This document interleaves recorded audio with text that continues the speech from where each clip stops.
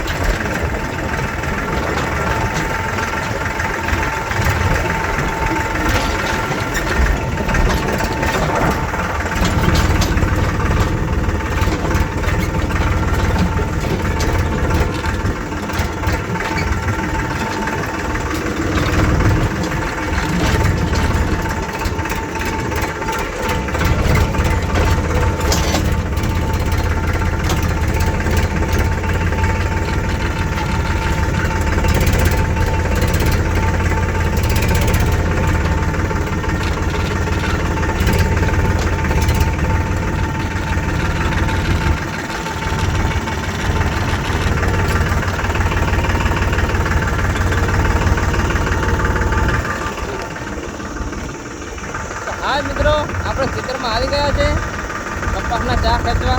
કેવી રીતના ચા ખેંચે છે એ તમને બતાવું.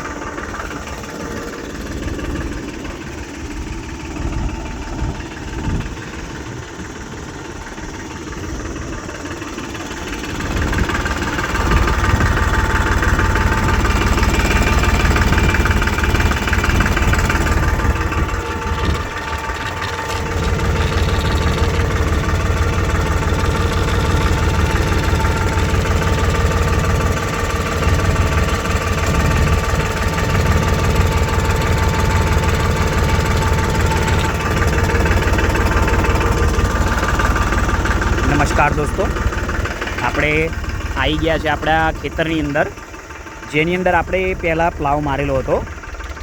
પ્લાવ માર્યા પછીથી આપણે આની ઉપર પાણી વાળ્યું અને પ્લાવના જે ઢેફા મોટા હતા એને આપણે છૂટા કર્યા. ત્યાર પછી આપણે હવે કપાસ માટે ચાહ દોરવાની શરૂઆત કરી રહ્યા છે. બરાબર છે, તો એ અમે ચાહ નથી, અમે ચરીઓ પાડીએ છીએ કે જેની અંદર આપણે કપાસને સાઈડમાં એક ધારમાં મૂકી અને છે તે પાણી વાળી શકાય. આખો પાટલો ના પલાળવો પડે એટલા માટે અમે આ રીતનું અમારું સેટિંગ છે દાંતીનું. આ 6 ફૂટ છે, આ છેડેથી લઈ અને પેલા છેડા સુધી દાંતી 6 ફૂટની છે. તો આ રીતે અમે ચા પાડવાની શરૂઆત કરી રહ્યા છે. તો ચાલો ગણપતભાઈ, શરૂઆત કરો.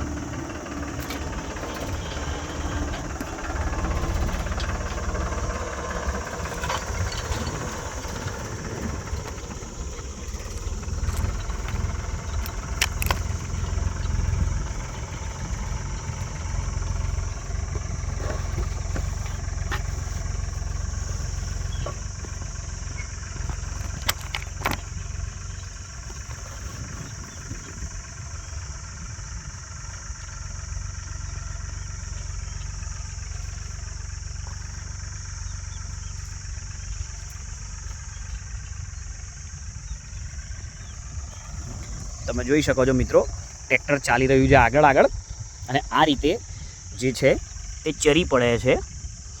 આ ચરીની એક ધારમાં, એટલે આ સાઈડે અથવા તો પછી આ સાઈડે આપણે કપાસનું બિયારણ મૂકવાનું હોય છે અને પછી આપણે પાણી ચાલુ કરીએ છીએ. એવી રીતે આ જ પણ 2 ચાસ એક સાથે જાય છે.